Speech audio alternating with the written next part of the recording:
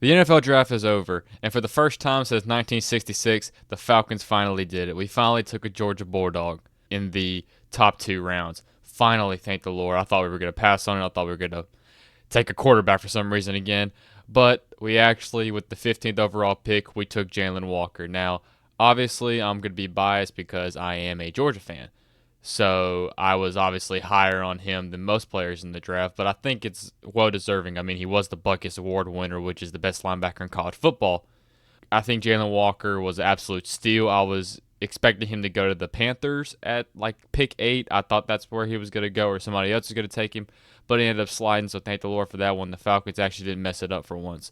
So great job on that. My favorite part about Jalen Walker, yes, he is a great linebacker, but he's also a very great edge threat coming off the edge as a outside linebacker, or put his hand in the dirt and be a defensive end. I mean, during that Texas game, he was terrorizing Quinn Ewers and I guess Arch Manning for a couple of plays because he played like a couple of drives, and then Steve Sarkisian immediately went back to Quinn Ewers for some reason. That was just a weird coaching decision by his part. But I like his versatility where he can play D and outside linebacker, or he can play middle linebacker and inside linebacker, which I think versatility is the main thing the Falcons need, because we have a lot of holes on our team right now because we had to let so many people go, because quite frankly, our salary cap situation is not the best right now. I mean, we had to let Grady Jarrett go. We had to let Drew Dalman go. And $50 million is going towards our backup quarterback who's going to hold the clipboard. So we don't have a lot of money to spend, so we had to lose a lot of people, and we had to get rid of some people. So having a player like Jalen Walker who can play multiple positions, and his versatility is really good, and I really like, and I think he's going to be a great playmaker for us. And as soon as he picks his official number, I probably will be getting a Jalen Walker jersey, and I'm probably going to wear it almost every podcast episode. Now, some NFL scouts want him to move strictly into a edge threat. I don't love that idea. I don't like the idea of like a player like Micah Parsons. I'm not comparing the two players completely of the style of game they play, but the Cowboys making Micah Parsons a full-time DN really affects their run game, and I think if you move Jalen Walker to a full-time defensive end, I don't think you could get all you can get out of Jalen Walker because he is a great linebacker, and I think your run defense will hurt if you move him into the trenches where he's going to have to take on double teams and big old tackles and stuff like that. So I feel like we need to just alternate him between off-ball linebacker and defensive end and getting after the quarterback, but I do not want to see him take only one position throughout the season. I want to see him move around and be the versatile player that we all know he can be. And then after the Jalen Walker pick, I was doing my schoolwork and I was expecting us to not pick again. And then all of a sudden, I see our name that we traded up. And we traded with the Rams, and we received the 26th overall pick and the 101 pick, but we had to give up the 46th pick for this year, 242nd pick, and we had to give up our first round pick next year, which when I saw that, I was flipping out. I think I woke mom and dad up because I was at home in the kitchen absolutely screaming my butt off because I don't like the idea of giving up a future first round draft pick. That's just me. And at the time, I was very mad about it. But we ended up selecting James Pierce. Now, as time is going on, this pick is growing more and more on me because our pass rush has been abysmal for about 3 years now, and that's been the main issue with us. We can simply not generate pressure at all to the opposing team's quarterback, and if you're going to be able to win football games, you have to be able to do that. Now, I'm not going to sit here and lie to y'all and say that I've watched every single James Pierce snap or every single game. This is coming from a guy who's maybe watched 5 or 6 full games of James Pierce. Now, I do think he has some promise and he has a lot of potential. I mean, what does he run? Like a 4.5, 4.4. So that's always good as a speed rusher. He has had some production at the University of Tennessee. And I think earlier in the year he was actually projected to go much higher than this, but he ended up falling into the late rounds.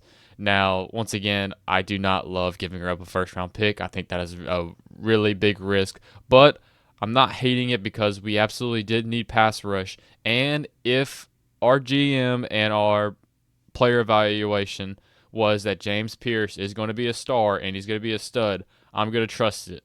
Mainly because I was very questionable about the A.J. Terrell pick a couple years ago, and I was very mad about that, and I held grudges, but he ended up being almost an all-pro and a multiple-time Pro Bowler, I think, at this point, and he's one of the best corners in the league. So I'm not going to absolutely blast the Falcons for this because maybe James Pierce is going to be an absolute stud and our pass rushing issues are going to be solved. But I still have a lot of questions, and maybe we traded a first round pick because we think we're going to be good. So that first round draft pick is going to be a late first round draft pick because they're expecting us to make the playoffs or make a deep run, which the pick goes farther and farther down the draft. I personally think we are far away from the playoffs at this point, in my opinion, because we've lost so much and we have a lot of holes on our roster. But only time will tell on that one. So I have to give this trade maybe about 3 or 4 years to see the player that James Pierce is becoming before I can really tell you if this is a good trade or bad trade for us. And then we ended up trading again. We got the 96th overall pick, and we had to give up the 101 pick and next year's 5th round draft pick to the Eagles. Now, I do not like trading with Howie Roseman because he finesses and he knows exactly what he's doing. And I bet he absolutely screwed us over in this. And they're going to somehow get an amazing player in next year's 5th round pick. Or whoever the 101 pick was, I bet you he's going to be better than Xavier Watson, who we took. But Howie Roseman knows what he's doing because he's just taking SEC guys, which is a great game plan in my opinion. But like I said, we ended up taking Xavier Watts, the safety from Notre Dame. Now, once again, I did not watch every Notre Dame game. I'm not going to sit here and lie to y'all, but he honestly is a very good safety, and I thought he would actually go higher than he actually did. I mean, what did he have? 13 interceptions in his time at Notre Dame. And in the few games that I did watch Notre Dame, he was very noticeable in his pass defense, and we need safeties because, I mean, I don't think we're going to re-sign Justin Simmons, and our DBs are very questionable at the moment beside A.J. Terrell and Jesse Bates. So we needed a safety, so I think this is going to be a good pick. Once again, only time will tell. And by the way, I hate people when they do draft grades for the entire draft. I don't believe in that at all because there's no way you can tell me that a 6th round draft pick is going to pan out. You have absolutely no clue. I mean, Brock Purdy was literally Mr. Irrelevant, and I bet you if you go and look back, that was probably an F pick is what they said. So I just don't believe. I think you have to give it a few years to see if the draft picks actually pan out. But I do like this pick, and he'll probably end up starting year 1 and getting a lot of playing time. And then we also took Billy Bowman Jr., the safety from Oklahoma. Now, from what people have said, he also fell in the draft, which people were not expecting. And from the reports I've been seeing, he's going to play nickel for us. So he's going to play that slot corner for us, which we desperately do need because, like I said, we had to let so many people go. So we don't have many people to fill that spot beside maybe like Clark Phillips. And he hasn't showed much promise at all. I also know he's gotten like 10 interceptions in his career, so those are 2 ball hawk safeties. Now, I don't think both are going to play safety. I think Bowman will play more of the slot corner, but he's also going to be playing safety at times. And I've also seen that both of these players have played in the box before, so maybe they can play like a 3rd down linebacker or in passing situations or something like that. But only time will tell. And then the last player we took was Jack Nelson, the offensive tackle from Wisconsin. I was not expecting us to take a tackle because we obviously re-signed Jake Matthews. So I thought we were going to be set at tackle, but I'm never going to argue with us taking offensive linemen because you win games in the trenches in high school, college, and still in the NFL. That's when you win football games. So I'm never going to be mad at that, but I do think we do need a center because Drew Dowman did leave in free agency to the Bears. So we really do need a center, so I'm very interested. Maybe he could play center. I don't really know anything about him. But we do need a center. We still need to beef up our interior line because we lost Grady Jarrett, of course. And we still have a lot of holes in the roster. Now, we did sign 2 undrafted free agents. We got Kobe Bryant, not the one from the Lakers, RIP, but the quarterback from Kansas. Now, everybody says that was a steal. I don't know much about him. All I know is he has the name of a top 20, top 15, top 10 NBA player of all time. That's really all I know about him. I know he is somewhat fast and has very long arms. That's about all I know. So maybe he can fill a void in the defense because our defense was terrible towards the end of the season last year. We also signed a corner from Oregon. Don't really know much about him either, but maybe he'll be a stud. Who knows? But overall, I do think this was a okay draft. Now, I don't love giving up a future first-round pick, so we don't have a first-round pick for next year, but actually drafting Jalen Walker and not passing on a Georgia player in the first round when they're literally an hour to 30 minutes away from where you play because, I mean, we passed on Nakobe Dean for several rounds. We passed on Jalen Carter for Bijan Robinson when we already had a running back. We passed on Jordan Davis, and the list can go on and on and on. And finally, we take a Georgia Bulldog, and that's probably going to be my favorite player on the team. Now, does this get us closer to the playoffs? I still have questions about that. But I do think we are slowly going in the right direction. But I really didn't want to give a first-round pick. But maybe our pass rush is fixed. You never know. Now, I know this is a sports podcast, but this next section, you can skip it if you want. There's going to be timestamps at the end of the video. If you really don't want to cover this, because I've been seeing this all over the internet, and I think this is absolutely stupid. Because the question is, can 100 men beat a silverback gorilla? Just one silverback gorilla. A gorilla is tearing these people to shreds. Now, the argument is you have to have 100 people that are for the cause. Okay, I don't care how tough they are. I don't care if they're football players, if they're trained fighters. Once that gorilla gets a hold of the first human that goes on there, and he rips the ever-living you-know-what out of that human being, and his head is sitting on the ground, just sitting there, and people are staring at that. Do you really think people are going to go in there and not be afraid and not be scared? No, that's not going to happen. Every single person is going to die, and I'll guarantee you that 100 people, 75% of them are probably going to run away after they see the gorilla just ripping them to shreds.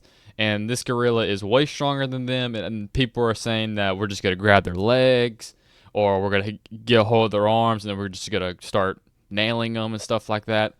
That's not going to work with a silverback gorilla. I mean, come on. I know this is not sports, but I just think that argument is just absolutely stupid, and the gorilla would win 10 out of 10 times in this scenario, unless we were able to use our technology, which in this scenario, they're not able to.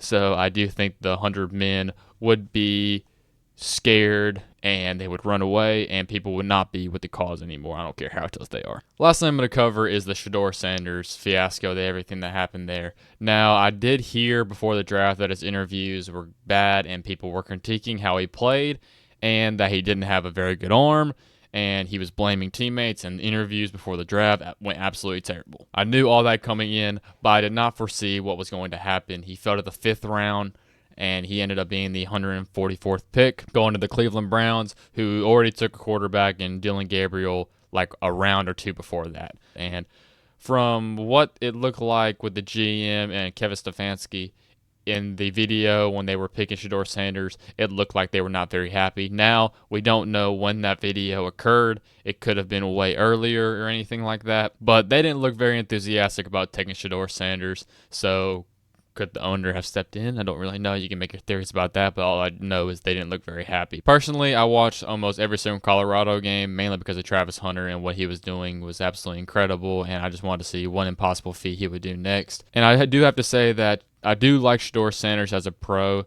Now, I don't think he's going to be an absolute game changer by any chance, but he was dealing with absolutely no protection when it came to the offensive line and no run game. He was just making the best out of what he could do. Now, he does hold on to the ball a lot, and he did take some unnecessary sacks, so that is a area of concern. He doesn't have the biggest arm, like I mentioned earlier, and he's not a great athlete, which I don't understand how you're Deion Sanders' kid, and you aren't the greatest athlete to ever touch the earth. But that's just me. But he is very accurate with the football, and he delivered throws in the pocket when he was getting pressured about 75 to 80% of the time. So I do like that, and that's what I'll look at when I'm trying to decide if you're a good quarterback, because pressure is going to come, and defensive coordinators and defenses are going to get after you, and what you do with that is going to tell me a lot about a quarterback. And I do like that about Shedeur Sanders. Now, I wouldn't have him over Cam Ward, simply because I do think Cam Ward handles pressure very well, and he's very nonchalant about things, and his arm is really, really good. I don't see superstar out of Cam Ward, but I do think he will be a star in this league. But then we go to the character concerns about Shedeur Sanders. Apparently, during his interviews, I know he had an interview with the Giants, and apparently they gave him a script that he was supposed to prepare for, and he did not prepare at all. And when Brian Daboll was calling him out for this stuff, he blew up at him and did not like being called out at all. We have heard that he was purposely throwing interviews for teams that he did not want to go to. Deion Sanders said they were going to pull Eli Manning when he refused to go to the Chargers and ended up going to the Giants. But Shedeur Sanders is not the prospect that Eli Manning was, so that was just stupid to begin with anyway. Apparently his interviews went bad and they have major character issues, and he thinks he's full of himself and he's overconfident, which if you look at any of the interviews he's ever done or just hear the way he talks, that is a big issue with him, because you are handing the keys of a $1 billion franchise to Shedeur Sanders if he can't hold himself accountable and he's just blaming teammates and just has bad character. You just can't deal with that, and it is a red flag. Now, I do have to say, please someone release his interviews, because dropping to the 5th round with the caliber of quarterback that Shedeur Sanders is absolutely ridiculous. I do think that because he was throwing interviews, we don't know if that's real or not, but because he was throwing interviews, I do think the owners ganged up together and were calling each other and were just saying like, hey, this dude's terrible, don't pick him. And then the word got around, and then they just didn't want to take him anymore. So the NFL owners and the GMs all basically said, okay, we're all just not picking him. And that's why he continued to slide and slide, because some of the quarterbacks that were taking over him, his teammate, Dylan Gabriel, Dylan Gabriel might be my height. And he's left-handed, which causes a lot of problems in the NFL because most people are not used to catching from somebody throwing from the wrong hand. So that's also an issue. And is he going to be able to see over the line of scrimmage? So the fact that he got taken over, there was something going on there. But honestly, in all fairness, now that the draft is over with and he's a 5th-round pick, this could be a blessing in disguise, because now there's no really expectations for Shedeur Sanders. Everybody's already just showing his character, and maybe this humbles him a little bit because, he's a cocky individual. So maybe this is really good for him. And he went to the Cleveland Browns, to their quarterback situation right now. You have Deshaun Watson, who's already not very good at this moment, but he doesn't have an Achilles. You have Kenny Pickett, who is on his 3rd NFL team. You have Joe Flacco, who's the age of the guest I had last episode, Dr. Kirk Matziak. You have Dylan Gabriel, who they just drafted, and then you have Shedeur Sanders. So there is a good possibility that Shedeur Sanders could beat out all the quarterbacks. He could actually start week 1. Now, is that likely? Probably not likely. They'll probably go with like Kenny Pickett or Joe Flacco, and Shedeur Sanders will play at some point in the year.